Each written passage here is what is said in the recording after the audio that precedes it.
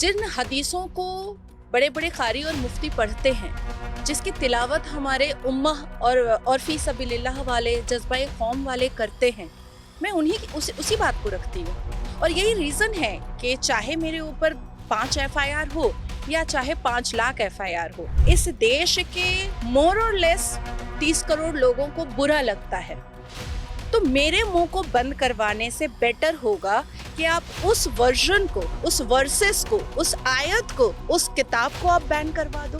TV channel पे बावजूद जो आप चिल्ला रहे हैं वो भी हराम है, आपका वजू टूट जा रहा है। रमजान में आप टीवी चैनलों पर डिबेट कर रहे हैं वो भी हराम है। आप जो गालियां परोस रहे हैं वो भी हराम है। आप जो चीख रहे हैं वो भी हराम है। कई अंदाज मौलानाओं को नहीं, नहीं, मैं तो मुल्ला मानती ही नहीं। मुल्ला या मौलाना जो होता है वो 8 साल पढ़ के मौलाना हो जाता है।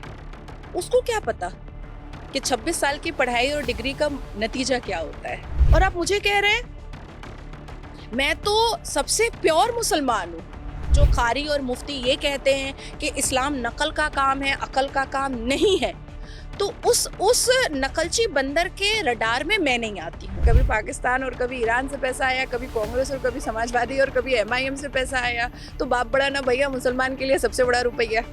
अगर किसी ने रसूल की गुस्ताखी की है तो रसूल खुद कहर बरसा देंगे, रसूल खुद उसको दे देंगे पाप की सजा। भाई मुझे तो मेरे महादेव पे बहुत भरोसा है, मुझे तो कोई भी गाली देता है मैं चुपचाप बैठी रहती हूँ, महादेव देख लेगा। जब यही असली मुसलमान हैं तो अपने 5 अरकान को पूरा करने के लिए और सबसे महत्वपूर्ण फर्ज को पूरा करने के लिए हज करने क्यों चले जाते हैं? और वहाँ भी इनकी चिटिंगबाजी देखिए और इनका दोगलापन देखिए।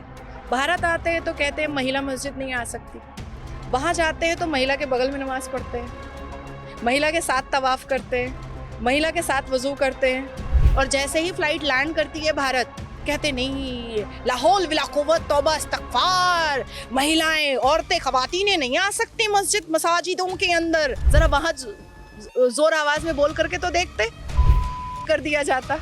ये देश के शासन और प्रशासन की जिम्मेदारी है, ये देश के अच्छे मुसलमानों की जिम्मेदारी है कि वो बाहर आए, या तो इनको सुधारने का काम करें और या इनको टिकट टू पाकिस्तान करवाएं। नाजिया इलाही खान फतवा जारी करेंगे कि वो उज्जैन चली गई, उसने परिक्रमा कर दिया, उसने बंगलामुखी में जाकर के हवन कर दिया 5 घंटे का। क्यों? देश का संविधान मुझे मना करता है क्या हवन करने से? तुम जाओ, तुम्हारे बाप की ताकत है, तुम कोर्ट जाओ।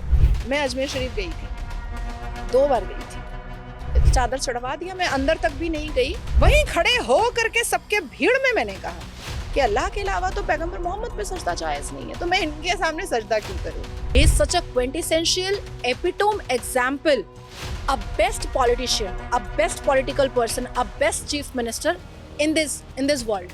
तो अखिलेश यादव चूंकि मुस्लिम हितों की बात करते हैं तो वो ठीक नेता नहीं है मुसलमानों के लिए। नहीं, जो मर्द अपनी बीवी के पक्ष में उसकी इज्जत आबरू के लिए आवाज ना उठा सके, वो किसी के लिए भी बात करे, उसका कोई अहमियत या वैल्यू मेरी नज़र में तो नहीं, और मुझे लगता है कि सभ्य समाज की भी नज़र में नहीं है। असदुद्दीन ओवैसी जी उतनी ही पुरजोर ताकत के साथ ऐसे लोगों का समर्थन करते हैं। पार्टी किसकी थी? कासिम रिजवी की। कासिम रिजवी कौन था? रज़ाकारी पाकिस्तानी मुखबिर था। और उसी पार्टी को असदुद्दीन ओवैसी के अब्बा ने चलाया, और उसके बाद फिर नेपोटिज्म का शिकार असदुद्दीन ओवैसी, उनके अब्बा ने उनको सुपुर्द कर दिया। असदुद्दीन ओवैसी को हालात समझ में आए, इलेक्शन कमीशन ऑफ भारत से उसने उसमें ऑल इंडिया लगा दिया। 99% मौलानाओं ने इस्लाम पर काले कोट दिया है ऑलरेडी।